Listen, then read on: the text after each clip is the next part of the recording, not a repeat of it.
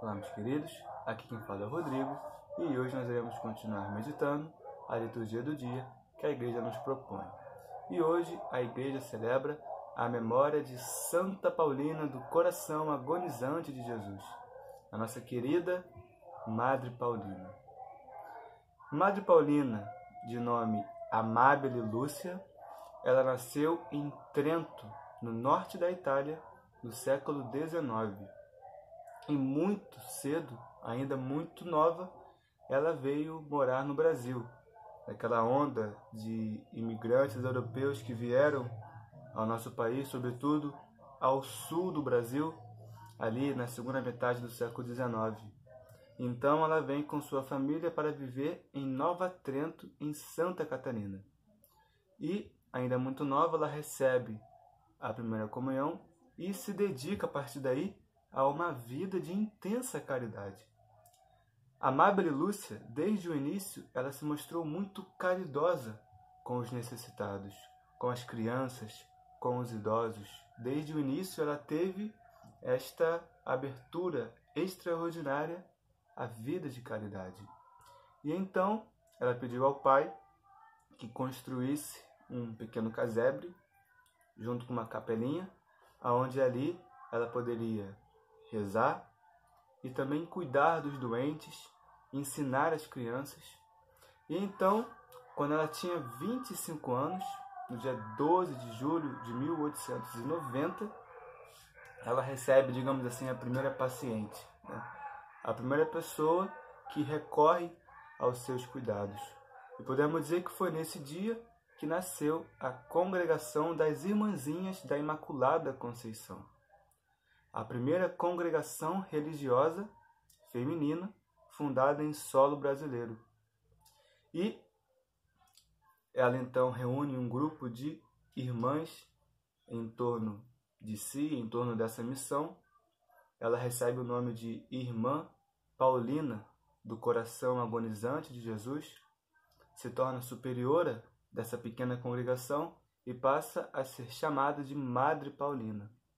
E então, essa obra de caridade ela foi crescendo cada vez mais, a santidade daquelas irmãs chamava muito a atenção, e então aquilo vai se tornando cada vez maior, de tal forma que, vivendo da providência divina, elas cuidavam dos doentes, atendiam os pobres, necessitados, e a obra precisou prover o sustento. Então as irmãs decidem iniciar uma indústria da seda, para que elas pudessem, receber alguma renda e continuar aquele trabalho tão frutífero de caridade.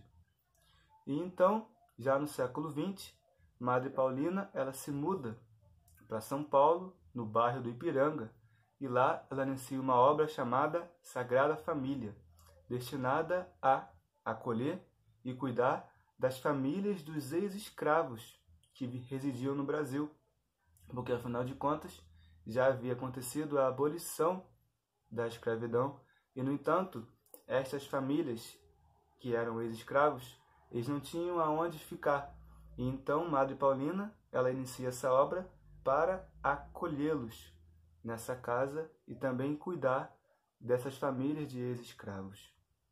E então, no final da sua vida, ela acaba ficando doente, ela fica com diabetes e ela acaba tendo que amputar um dos braços. Ela vai progressivamente ficando cega e com quase 80 anos de idade ela vem a falecer, mas não sem deixar uma obra frutífera e um testemunho extraordinário de amor aos mais necessitados. E é exatamente isso que nos ensina a vida de Santa Madre Paulina.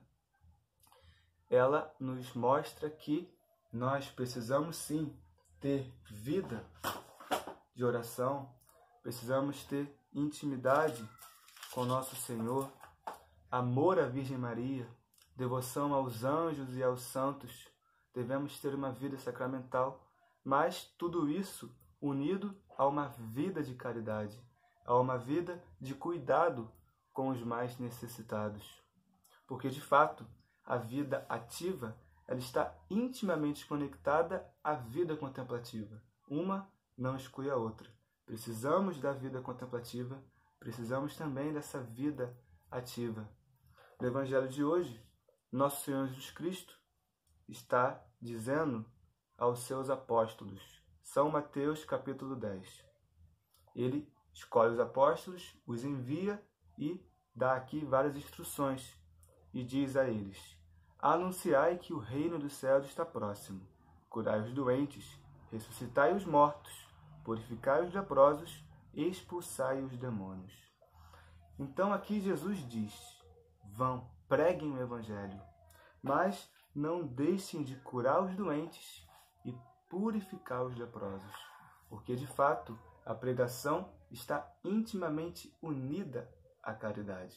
Então, que possamos aprender com a vida de Santa Madre Paulina que nós precisamos ter uma vida de oração, uma vida sacramental, uma vida de intimidade com o céu, que nos leve a amar profundamente a nosso Senhor Jesus Cristo.